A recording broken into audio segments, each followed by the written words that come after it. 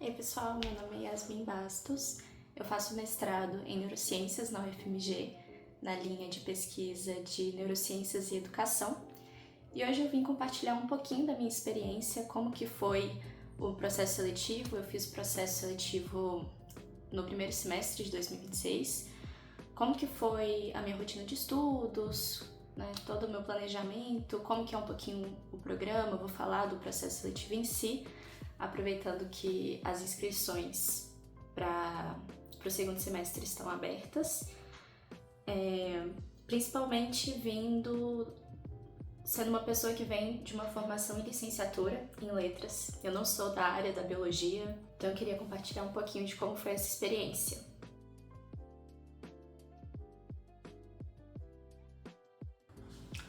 Bom, em primeiro lugar, eu acho importante trazer um pouquinho do porquê que eu escolhi fazer um mestrado em neuro na UFMG. Primeiro, em neurociências, porque eu sou da área da educação, sou professora de linguagens e eu sempre quis saber um pouco mais de como o cérebro aprende, como o cérebro opera a linguagem. Eu também trabalho muito com crianças com dislexia, com outros transtornos de aprendizagem, então essa área sempre me cativou bastante. Eu sempre gostei de ciências, inclusive na escola adorava biologia também, então casou muito bem. E na UFMG, porque a principal característica do programa é sua interdisciplinaridade. Então eu sabia que a minha formação em letras não seria um problema, ela seria muito útil, inclusive. Eu poderia ter feito a especialização antes de tentar o mestrado, mas eu preferi estudar por conta própria e fazer o processo seletivo direto para o mestrado. Mas fazer a especialização antes é uma opção também, principalmente para quem quer seguir para pós stricto sensu, mas não tem tanta base em biologia. É importante mencionar também que eu tive um contato prévio com o curso por meio do curso de inverno. Eu fiz no primeiro semestre de 2025 e do encontro de pesquisa. E por que isso é tão importante? Foi no curso de inverno que eu entrei em contato com a pesquisa do meu hoje orientador, e foi por meio do encontro de pesquisa que eu entrei em contato com doutorandas dele e tive essa ponte para conversar com ele, trazer a minha ideia de pesquisa, e antes mesmo de eu fazer a prova do processo seletivo, ele já havia aceitado ser meu orientador caso eu passasse. Então isso foi muito positivo.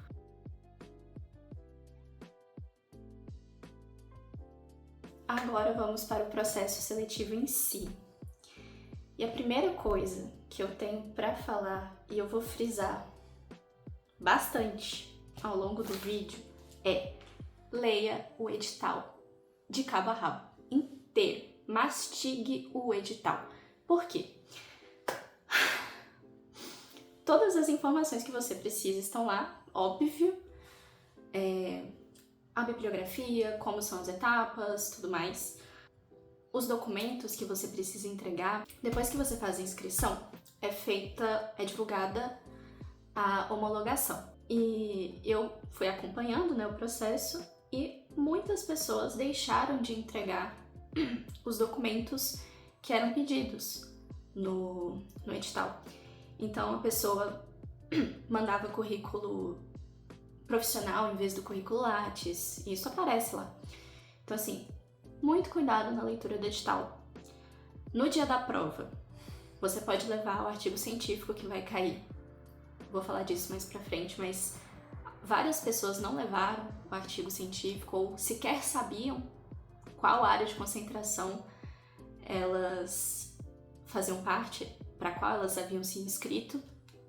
Então, a leitura do edital de forma completa e íntegra é condição necessária. Não podemos prescindir da leitura do edital. Isso para qualquer concurso que nos proponhamos a fazer na vida. Bom, como que é a primeira etapa? Na inscrição, além dos documentos básicos, RG, CPF, o documento de quitação eleitoral, além de tudo isso, o candidato anexa a carta de intenção. Isso está no edital, o que deve conter na carta de intenção, todas as perguntas, quantidade de palavras, tudo está bem descrito no edital. Mas de modo geral, na carta de intenção vai a sua motivação, por que você quer cursar neurociências na UFMG, como que a sua trajetória acadêmica se relaciona à sua linha de pesquisa. Você já seleciona qual é a sua área de concentração, qual é a sua linha de pesquisa dentro dessa área. E a última seção da carta de intenção é a proposta de uma investigação científica. Uma proposta resumida, se eu não me engano, até 1000 palavras. Nessa proposta de investigação, o candidato define o referencial bibliográfico, os objetivos, a metodologia. Então, não necessariamente, quando você passar, você precisa se ater a essa proposta de investigação.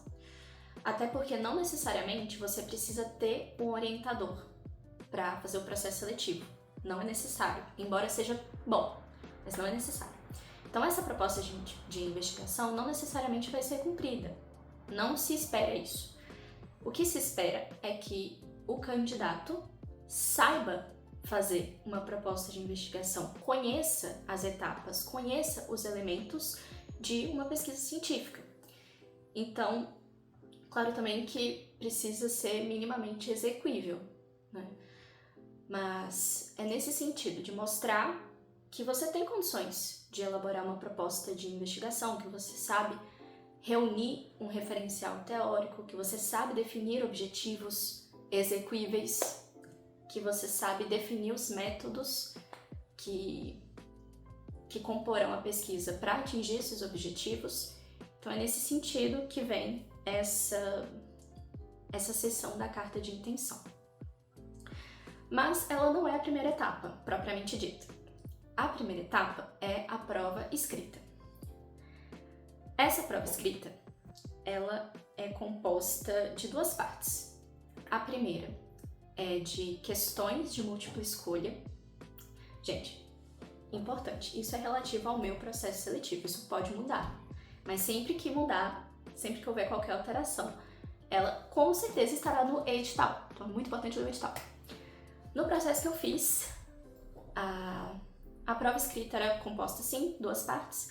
Uma parte de múltipla escolha de questões de neuroanatomia e de neurofisiologia, e uma outra parte de interpretação de um artigo científico relacionado à sua área de concentração. Quando você faz a inscrição, a banca capta, né, quais as áreas, e no momento em que você vai fazer a sua prova, já vai estar lá as questões relativas ao seu artigo científico. Esse artigo científico é divulgado 24 horas antes da prova e você pode levar uma cópia impressa sem anotações para o dia da prova, certo? Esse artigo é em inglês, mas todas as respostas, as perguntas são em língua portuguesa.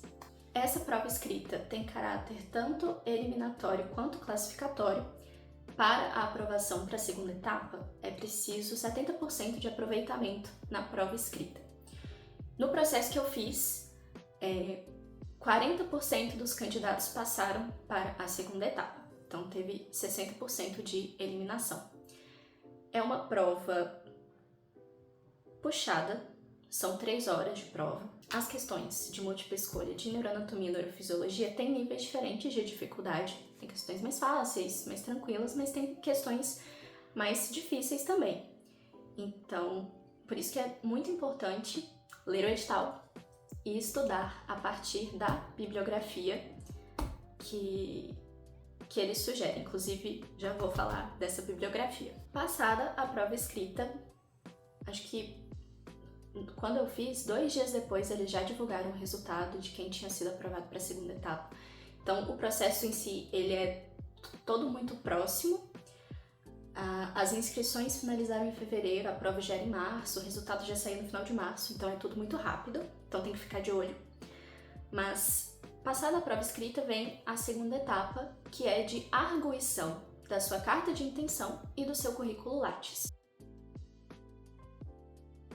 Nessa etapa, Você vai para uma sala com a banca examinadora e eles fazem diversas perguntas sobre a sua trajetória, sobre o porquê de você ter se inscrito no programa, mas principalmente sobre a sua proposta de investigação. Então eles vão fazer perguntas sobre a metodologia, sobre a fundamentação teórica. No meu caso, como eu já tinha um projeto bem delimitado e bem compatível com o laboratório do meu professor orientador, eu tive muita segurança para responder as perguntas e tudo mais.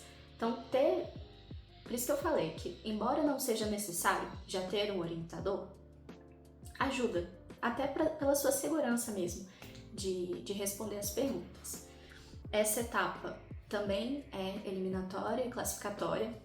Todos os componentes da avaliação, a rubrica, fica descrita no edital. Então, sei lá, compatibilidade da proposta com a linha de pesquisa, tantos pontos.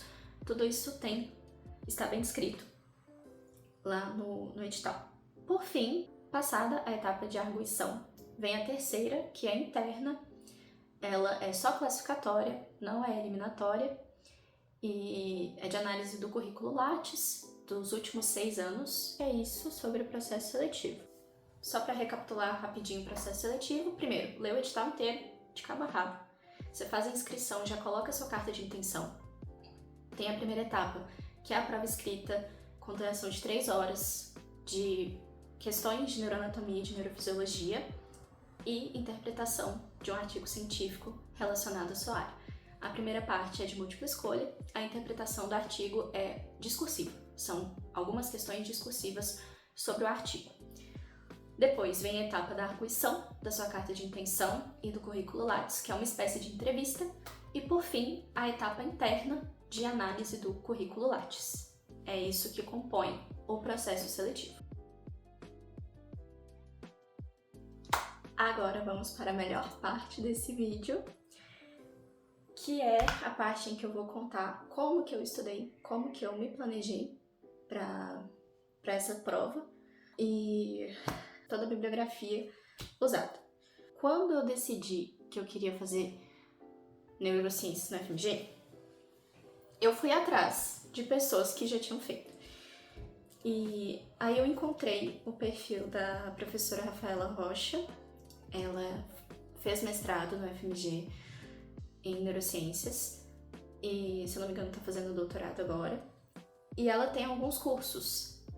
Um deles, que se chama Estude Neuro Sem Neura, é justamente sobre neuroanatomia e neurofisiologia. Aí eu pensei, vou fazer este curso para ter uma noção ali, porque eu venho da letras, embora eu tenha estudado sistema nervoso no ensino médio já tem algum tempinho. Então, primeiro, li o edital e separei os conteúdos programáticos que iriam cair, que são esses aqui, vai aparecer em algum lugar aqui. E fui até as referências bibliográficas indicadas. O que eu fiz? Eu não comprei todos os livros, eu comprei 4 deles, que são esse daqui, que é de Fundamentos de Neuroanatomia, do professor Ramon Cossenza. Ele é bem introdutório, é o mais introdutório de todos esses da bibliografia. Comprei esse livro na Amazon. Comprei também Neuroanatomia Funcional, do professor Ângelo Machado. Ele também é um livro introdutório, mas ele é mais aprofundado do que o livro do professor Cossenza. Também comprei na Amazon. Comprei também, e aí já comprei na estante virtual, uma edição passada, 100 bilhões de neurônios, do professor Roberto Lente. Comprei na estante virtual, sabendo que não é a edição mais recente, mas assim, eu achei que não teria tanto problema comprar uma edição passada, porque aquilo que é mais perene, que está mais consolidado, é o que eu pensei que comporia a prova, e de fato. Por fim, eu comprei também Princípios de Neurociências. Esse livro é o mais aprofundado de todos os que eu comprei. É um livro excelente É muito completo. Vou tentar um flashcard aqui. Eu comprei também na estante virtual. É uma edição passada, uma edição anterior. Hoje tá na 6ª edição, se eu não me engano. Mas a mesma coisa em relação ao livro do Professor Lente. Não vejo nenhum problema em ter comprado a 5ª edição. Muito pelo contrário. E o livro do professor Mark Baer, que é Desvendando o Sistema Nervoso, eu não comprei, mas eu consegui a versão digital com uma amiga minha, Agatha, muito obrigada, que é estudante de medicina. E foi muito importante porque eu usei para fazer exercícios, porque de todos esses, ele é o único que tem exercícios. O último livro do referencial bibliográfico, Neurociências Clínicas, eu não comprei. Eu achei que eu estaria muito bem guarnecida com os que eu já havia adquirido e, de fato, como eu venho da letras e tudo mais, eu pensei o seguinte: é interessante que eu tenha algum outro tipo de suporte para fixar os conteúdos. Eu organizei a minha agenda a partir do tempo que eu tinha até a prova. Então eu sabia que a prova ia ser... Ainda não tinha saído o edital saiu em novembro, mas eu sabia que a prova devia ser no início de 2026. Então lá para outubro eu adquiri os livros e o curso da professora Rafaela e eu separei todos os capítulos de todos os livros na minha agenda, assim como as aulas, para que eu conseguisse ver tudo que eu precisava antes da prova e ainda com uma semana de gordurinha para estudar outras questões, ler artigos científicos. E eu fiz correspondência de capítulos entre os livros. Eu usava o meu caderno de anotações também, fiz desenhos, fiz resumos, e assim, meu caderno não é tão bonito, assim, ele fica um pouco bagunçado, mas é a bagunça dentro do que eu entendo, então pra mim funciona dessa forma. E depois que eu estudava com o livro e fazia as anotações, eu ia pra videoaula. Então, vamos supor que num dia eu estudava o tronco encefálico a partir do Cosenza, do Machado e do Lente. E no outro dia eu assistia a videoaula da professora Rafaela a respeito do tronco encefálico. Então, ter esses estímulos diferentes, a leitura, a escrita na hora que eu ia fazer um resumo, um desenho, e a videoaula depois, me ajudou bastante a reter o conteúdo. E outra coisa que eu fazia era usar flashcards. Eu fazia um flashcard ali na hora e depois, em outros dias, final de semana, eu revisava com a ajuda dos flashcards. Eu comecei a estudar de forma mais sistemática em outubro e eu aproveitei muito as férias no final do ano para estudar ainda mais. Então eu estudei as minhas férias inteiras e assim, eu estudei muito por dia, aproveitando as férias, porque minha rotina usual é muito puxada, então eu não podia aproveitar tanto. Então eu acordava mais cedo antes do trabalho para estudar e à noite, depois que eu voltava do trabalho, voltava da aula, eu estudava um pouco mais, mas não era suficiente. Eu tenho plena consciência de que se não fosse esse período de férias, que eu aproveitei bastante, eu teria mais dificuldade. E aí eu ficava nessa, né? Tipo, ler, fazer flashcard, no dia seguinte assistia a videoaula, depois de alguns dias revisava os flashcards, então fazia, de certa forma, uma revisão espaçada também. E onde que entram os exercícios? Quando eu terminei de ler tudo que eu precisava, eu fui fazer os exercícios do livro Desvendando o Sistema Nervoso.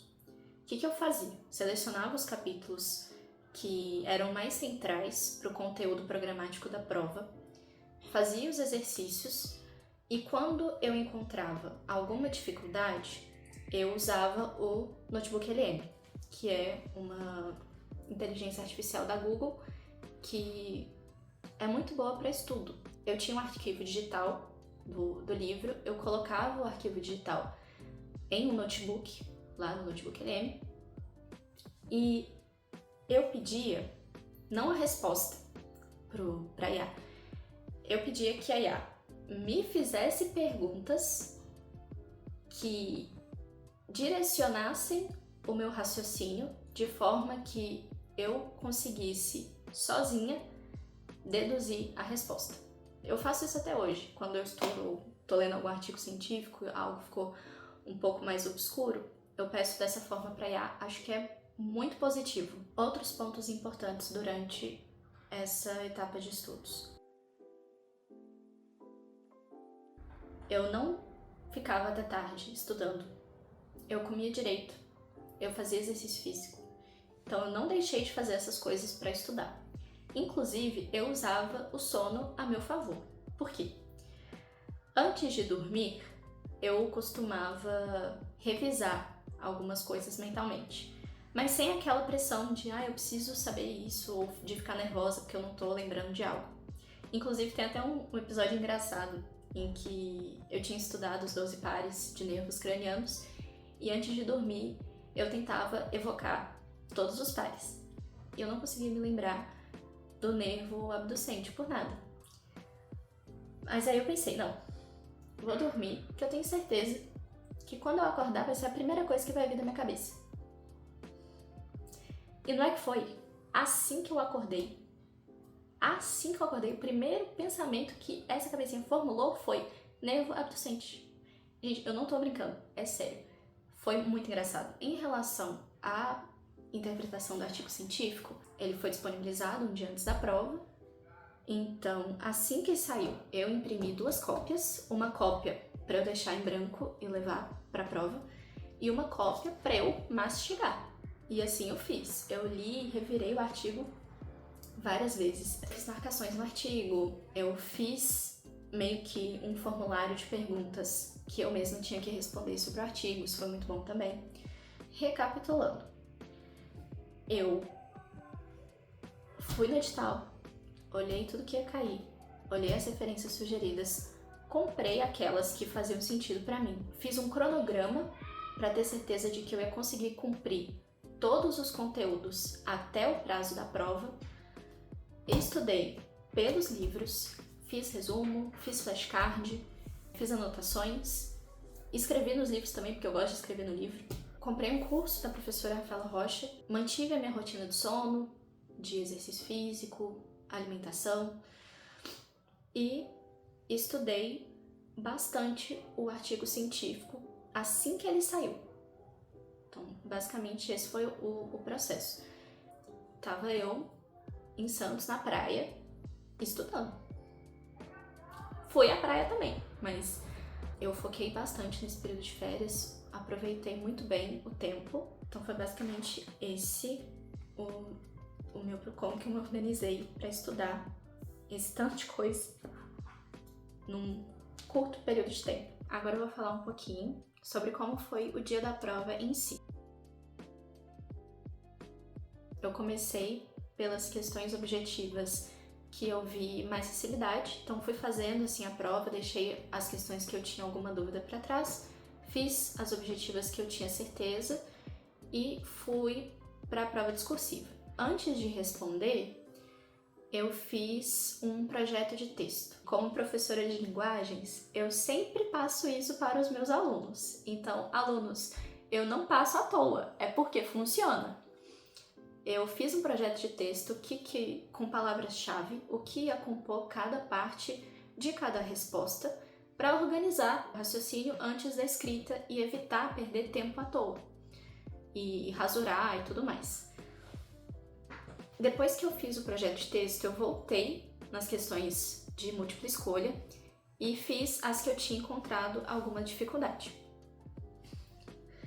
É uma pena que a gente não fique com a prova, mas se você visse a minha prova, ela é inteira rabiscada. Eu rabisco tudo. Fica tudo rabiscado. E aí eu terminei a parte objetiva e voltei para a prova discursiva para de fato responder as questões. Cuidei muito dessa escrita. Depois que eu delimitei aquilo que era mais importante, ficou mais fácil e eu consegui trazer tudo que eu tinha planejado. Depois que eu escrevi as respostas, ainda faltavam uns 10 minutos. Eu fiz as 3 horas de prova. Eu fui a penúltima a sair da sala. Depois que eu fiz tudo, eu revisei.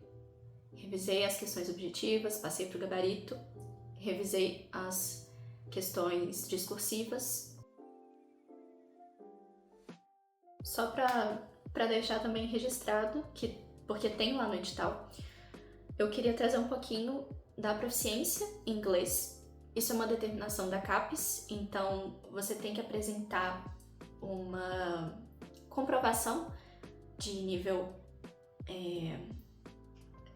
pelo menos B2 em inglês. Você tem 1 ano para apresentar esse certificado. Eu fiz o exame de Cambridge quando eu estava no ensino médio e como ele não tem validade, é tranquilo. Mas lá no edital tem listados todos os exames que eles aceitam. Dentre eles, a prova do SENEX, que é da UFMG, e a prova de proficiência da UFMG. Essa é uma prova que ocorre tanto presencial quanto digitalmente ao longo de todo o ano. Se você quer fazer o processo seletivo para o mestrado, mas ainda não tem um certificado de proficiência em inglês, uma boa opção é a prova do SENEX, que ocorre várias vezes ao ano, tem a opção de fazê-la digital e é uma prova muito direcionada para o acadêmico. Por fim, eu queria agradecer a você que assistiu esse vídeo até o fim e deixar algumas considerações finais que eu julgo importantes. Vou retomar a importância de ler o edital completamente para qualquer processo seletivo que você for participar.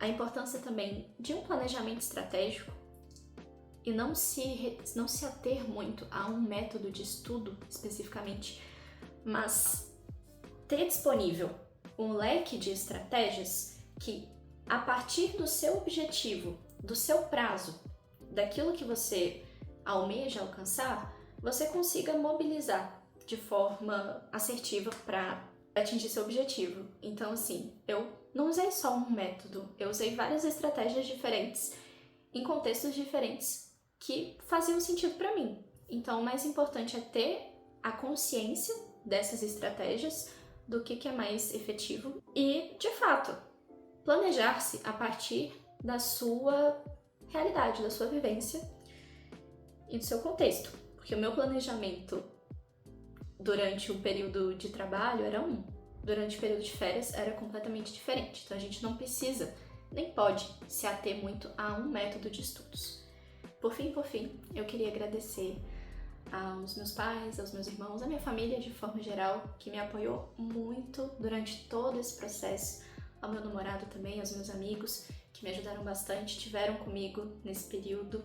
E caso tenha restado ainda alguma dúvida a respeito do processo seletivo ao mestrado em neurociências na UFMG, comente aqui embaixo que eu vou responder e eu espero vocês no próximo vídeo. Tchau!